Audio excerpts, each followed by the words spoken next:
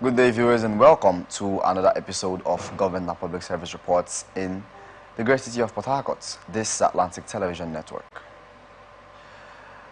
Government and Public Service is a news, events, and stories that abound in the state system. ATN's appetite for in-depth, unbiased, and factual reportage is the driving principle for this program in order to bring the activities of the government to the doorstep of the people.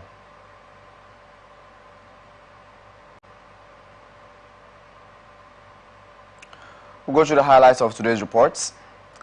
In the headlines, police disperse local government workers with tear gas. Chief Judge dies at 64 in Ekiti State. My administration inherited 47 billion naira debt, said Motfwang.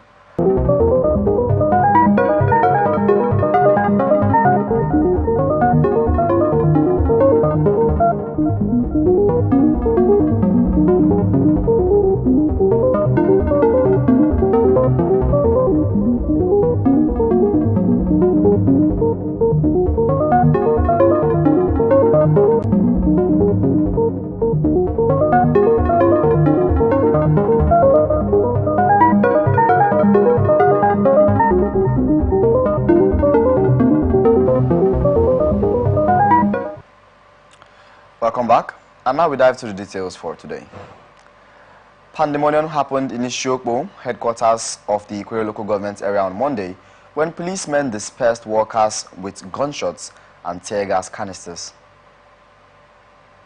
The policemen were spotted in several patrol vans as they stormed the secretariat in a commando style, shooting sporadically to disperse workers who scampered for safety, while the incident prevented workers of the council from resuming work after such a directive was passed down from the National Union of Local Government Employees.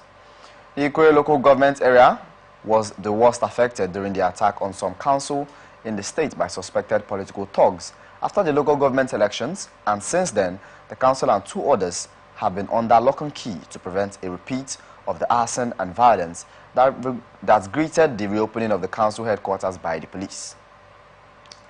An eyewitness said scores of workers, including two women, were injured while trying to escape from the scene of the shooting.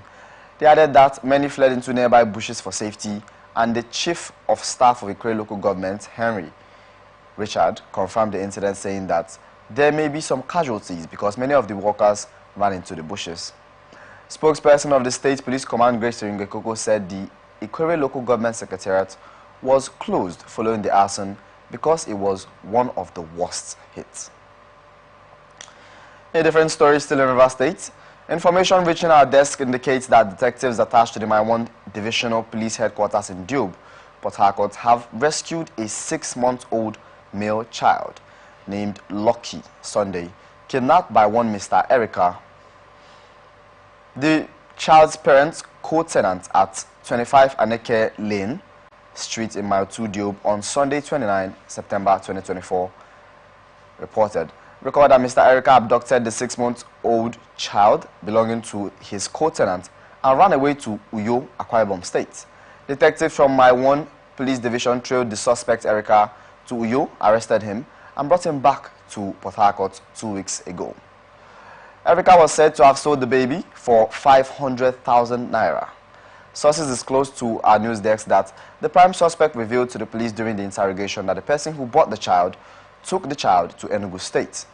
Following discreet investigation, the detectives attached to the Maiwon Police Division rescued the child on Sunday, 3rd November 2024, and arrested one female buyer and 4 other suspects, bringing the total suspects to 6, who are currently detained at the Maiwon Police Station in Dube, Port Harcourt. Meanwhile, human rights advocate Prince Wiro who is also the National Coordinator of Center for Basic Rights Protection and Accountability, has commended the police officers for their hard work and due diligence in rescue of the child and arrest of 6 suspects. Move on to Edo State, where the embattled Deputy Governor of the state, Godwin Omobayo, has been ordered to appear in person before an Abuja Federal High Court on November 26. The court ordered Omobayo to appear over alleged disobedience to the court's judgment. Justice James Omotosho in a ruling held that the order was to give Omobayo, the alleged contemnor, a fair hearing and the opportunity to defend himself in line with Section 36 of the 1999 Constitution as amended, impeachment of Shuaibu as the Deputy Governor of Edo by the House of Assembly. The judge, in the judgment, ordered the reinstatement to office on the grounds that the Edo House of Assembly failed to comply with due processes in the purported impeachment. The judge also held that the allegation on which the Assembly based the impeachment proceedings was unattainable in law and did not constitute gross misconduct. Delivering the ruling, Justice Omotosho adjourned the matter until November 26th for further hearing. A different story, reportedly died in the early hours of Tuesday. He was said to have been unwell since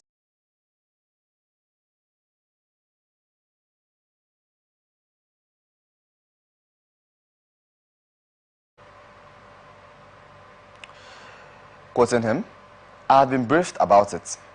Investigation is ongoing and he will be apprehended." Etienne Garada Saidi had decapitated his father Bale on his farm on the day he was to begin harvesting his produce. A resident of the village, simply identified as Sakariyu, said that Bale went missing last Thursday, and after a thorough search around the village, his corpse was found on his farm, and the following day it was covered with leaves. Intelligence arrested 2 suspects in connection with the crime, one named Nazifi Lawal, aka and Beganu areas. The image maker of the State Police Command said during the interrogation, the suspects allegedly confessed to the crime and other similar robberies. Quoting him, "They mentioned one Mubarak of Dutsen Kura area as part of their gang member," said Abiodun. Meanwhile, the PPRO assured that an investigation is ongoing to recover the stolen phones and arrest the fleeing suspect.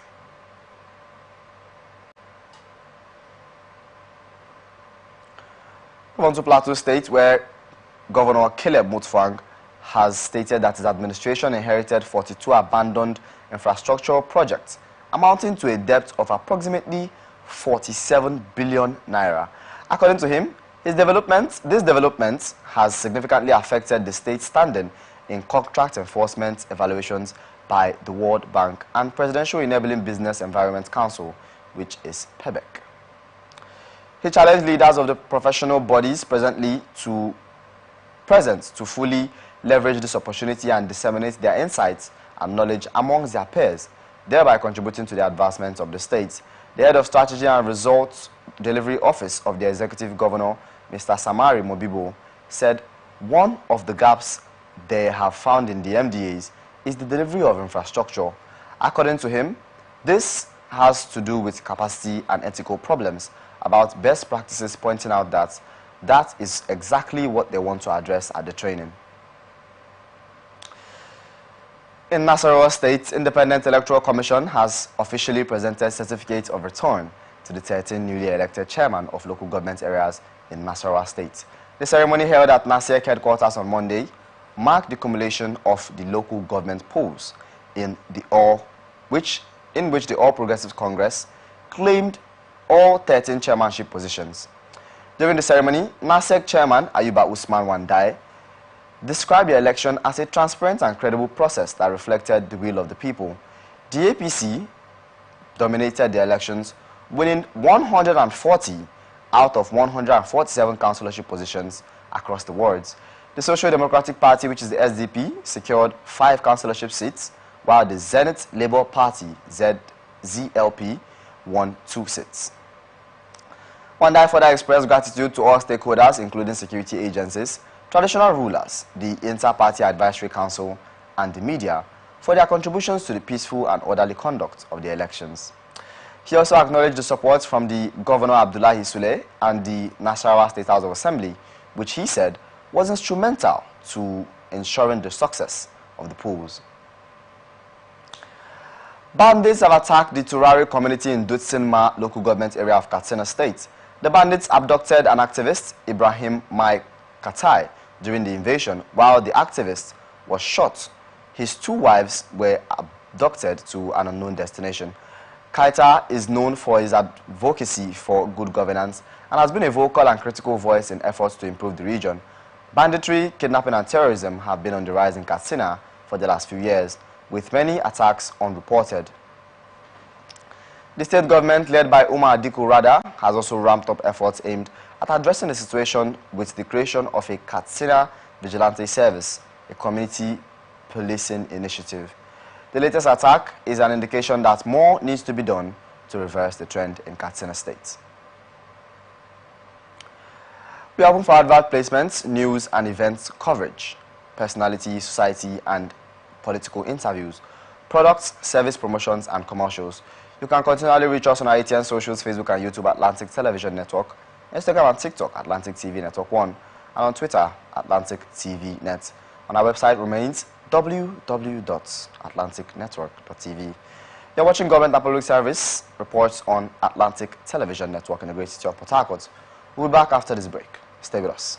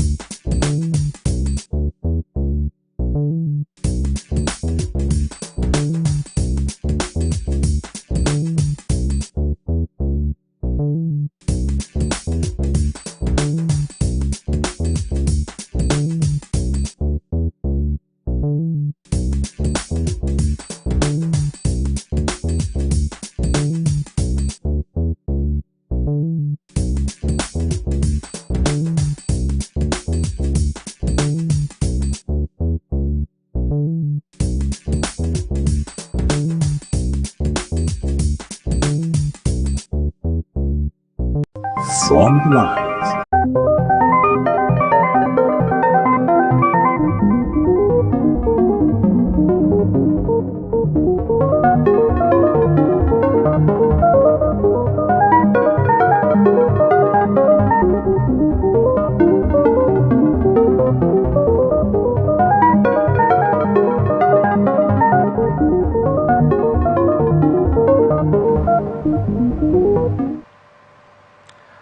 A warm welcome back to Government and Public Service Reports on Atlantic Television Network.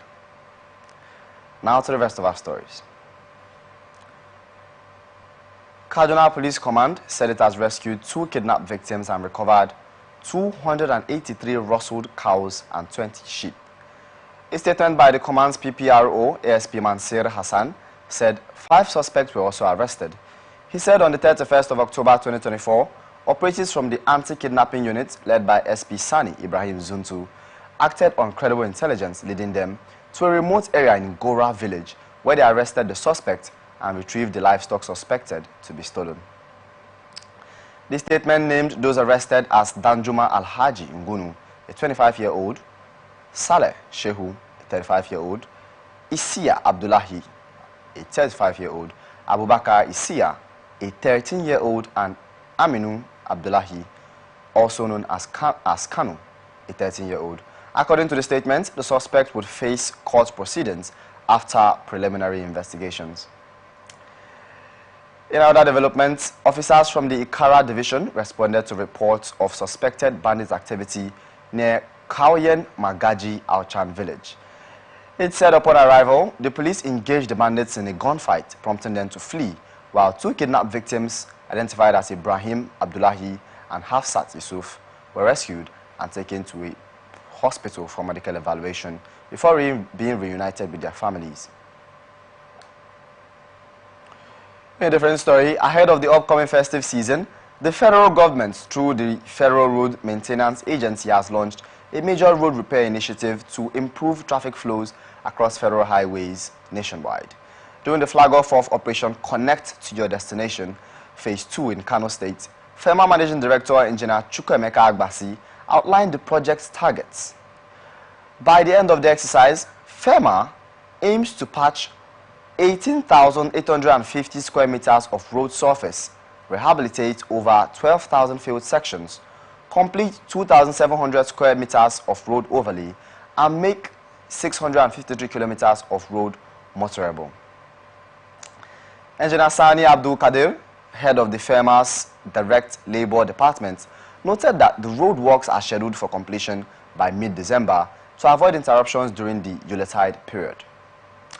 Kano State's Federal Road Safety Corps Sector Command, Umar Matazu, represented by Deputy Corps Marshal Abdul Salam Kabiru, welcomed the initiative. He further urged drivers to exercise caution and to drive responsibly once the maintenance is complete.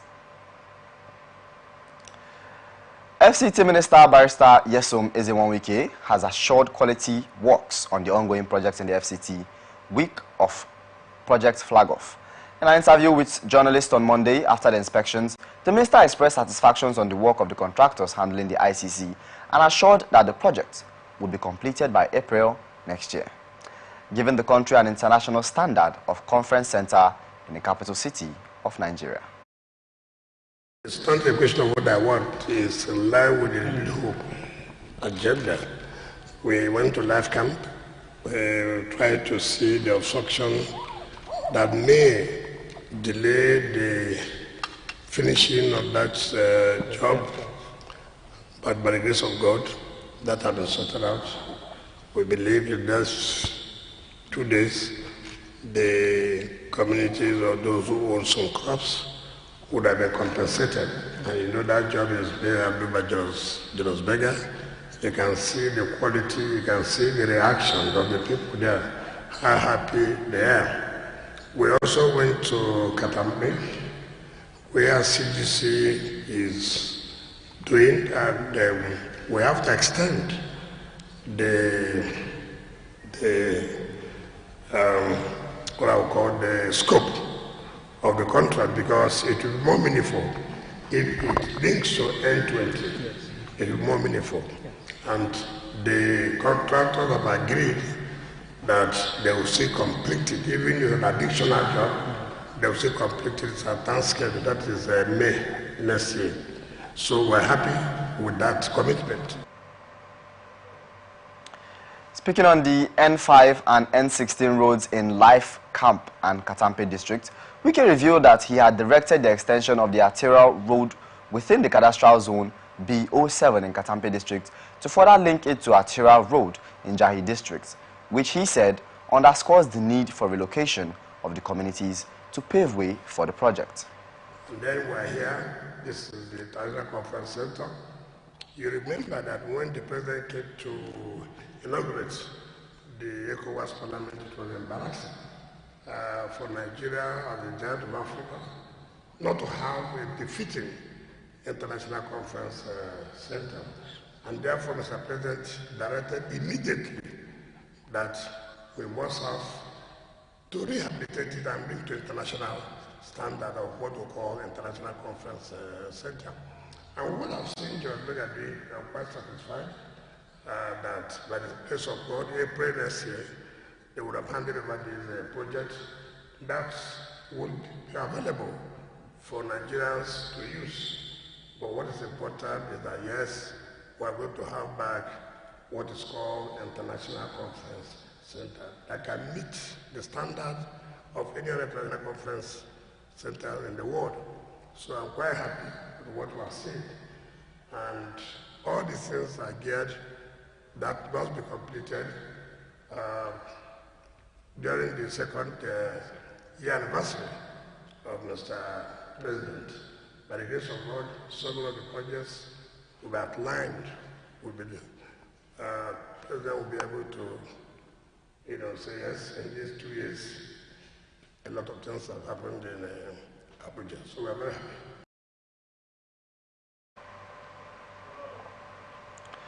Meanwhile, the FCT administration had concluded plans to compensate communities affected by the road works and had also directed the FCDA, the Department of Resettlement and Compensation, to expedite action on the plan and work strongly with the relevant stakeholders to ensure that compensation is applied where it is necessary. First of all, the one we went to Katampe, Life Camp, has to do majorly with the crops, And then there are some small houses that we need to compensate them to see whether, if it requires relocating them, we do. If it requires just compensation, we will do. It depends on what is available. But what's important is that we're working together with the various communities. That is what is important to us. The aim of Mr. President, the renewable agenda, is that we should have a city that looks like other cities. Remember, when we came on board, virtually everything was idle, nothing was going on. And by the time we finished, Mr. President finishes his first term, you will know that really Abuja can compete with any other city in the world, and which is very, very basic. And that's what we want to achieve. That's what we want to achieve, and we believe we are going to achieve that. In a separate story, the federal government has terminated the contract for the rehabilitation of the Abuja-Kaduna Road by Julius Berger to a construction company. In a statement on Monday, Mohammed Ahmed, Director of Press at the Ministry of Works, said the termination was based on non-compliance with the reviewed costs, scope and terms, stoppage of work, and refusal to mobilize to the site as directed by the ministry. The contract covers Section 1 of the Abuja-Kaduna-Zaria-Kano dual carriageway. According to Ahmed, negotiations have been ongoing for several months without any significant progress. Quoting him, "It is a sad commentary on the company that rather than accepting the offer, they tinkered with the bills of quantities as well as that of engineering measurements and evaluation via a letter to the ministry dated 29 October 2024, Ahmed said. The company was summoned for a meeting with the management of the ministry today, the 4th of November 2024, which was yesterday, but refused to show up, hence the termination of the contract based on a fluctuation of time and non-performance. Human Rights Writers of Nigerian Association has described as timely the decision of the Ministry of Federal Capital Territory, Nyesom Wike, to profile vehicles in the nation's capital beginning from January 2025. Wike had recently announced plans by the Federal Capital Territory Administration to gradually phase out tricycle operations in parts of the Abuja city center. The minister also disclosed to conduct security profiling of commercial buses and taxi operators within the FCT, adding that they must also cooperate with the Abuja taxi color. The group proposed to the FCT administration to set up a digitalized and computerized office for the purposes of the security profiling of commercial drivers, suggesting that the office has been made up of staff drawn jointly from the FCT Commands of Nigeria, the Police Force, the FCT Directorate of Department and State Services, FCT Commands of the Nigerian Civil Defense Corps, and Nigerian Immigration Service.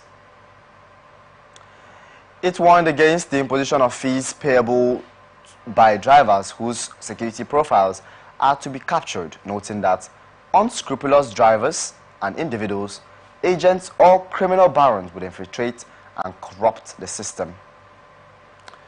President Bola Ahmed Tinubu has sworn in 7 newly appointed ministers at the Council Chambers, Aso Rock Presidential Villa in Abuja. Those sworn in include Nentawe Yewada as the Minister of Humanitarian Affairs and Poverty Reduction, Muhammadu Maigari Dingyadi as the Minister of Labour and Employment, Bianca Odinaka Odumegu Ojukwu as the Minister of State Foreign Affairs. Others are Jumoke Oduwole, Minister of Industry, Trade and Investment, Idi Mukhtar Maiha, Minister of Livestock Development, Yusuf Abdullahi Atta, Minister of State, Housing and Urban Development, and Shuaibu Said Ahmad as the Minister of State Education. In Tinubu's address to the ministers, he asked them not to shy away from their responsibilities and to face it head-on. On Monday's swearing-in came days after their appointments by the President and subsequent confirmation by the Senate. President Bola Ahmed Tinubu has said that his administration has been able to reduce the debt servicing burden of the nation from 97% to 65%. Tinubu, while congratulating the new ministers for accepting to serve the country at this challenging time, said they should be ready for abuses and criticism from Nigerians, but must not lose focus on making lives better for all 200 million Nigerians. Tinubu said this on Monday while swearing in the 7 new appointed ministers into his cabinet recently. Amongst the new ministers were Shuaibu, amongst others. The President directed, in a different story, an investigation into the arrest and arraignment of minors detained for participating in the NBAD governance protests. Quoting him, the President has directed the Ministry of Humanitarian Affairs and Poverty Reduction to immediately see to the welfare of the minors and also take part to ensure their smooth reunion with their parents or guardians wherever they are in the country. The third, the President has also directed that a committee will be set up immediately to be headed by the Ministry of Humanitarian Affairs. It's actually an administrative committee, he said, Idris said, to look into issues surrounding the arrest, detention, the treatment, and finally the release of these young minors. Fourthly, the President has also directed that all the law enforcement agents involved in the arrest of the legal processes will be investigated, and if there are any infractions found to have been committed by any official of government, the law enforcement agency or whosoever the person may be, appropriate disciplinary action will be taken against him or her. In August, we remember that many Nigerians across different states staged NBAD governance protests against the state of the station. Operatives of the Economic and Financial Crimes Commission has arrested a former governor of Delta State, Ifeanyi Okowa, over the alleged diversion of 1.3 trillion naira derivation fund. The 1.3 trillion amounted to a 13% derivation from the federal account between 2015 and 2023. And Okowa was at the EFCC office in Port Harcourt, River State, to answer the allegations before he was subsequently arrested by the officials of the commission. When contacted, the EFCC spokesperson Dele Oyawale confirmed his arrest but declined further comments. on the matter. And this is where we wrap it up on this edition of Government and Public Service Reports on Atlantic Television Network in the city of Port Harcourt.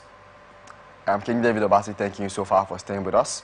Do not forget that we are open for advert placements, news and events coverage, personality, society and political interviews, products, service promotions and commercials. You can connect with us on all our ATN socials, Facebook and YouTube, Atlantic Television Network, Instagram and TikTok, Atlantic TV Network 1, Twitter, Atlantic TV Net, and on our website still remains www.atlanticnetwork.tv. Peace and unity are the pathways to progress. Thank you so far for staying with us.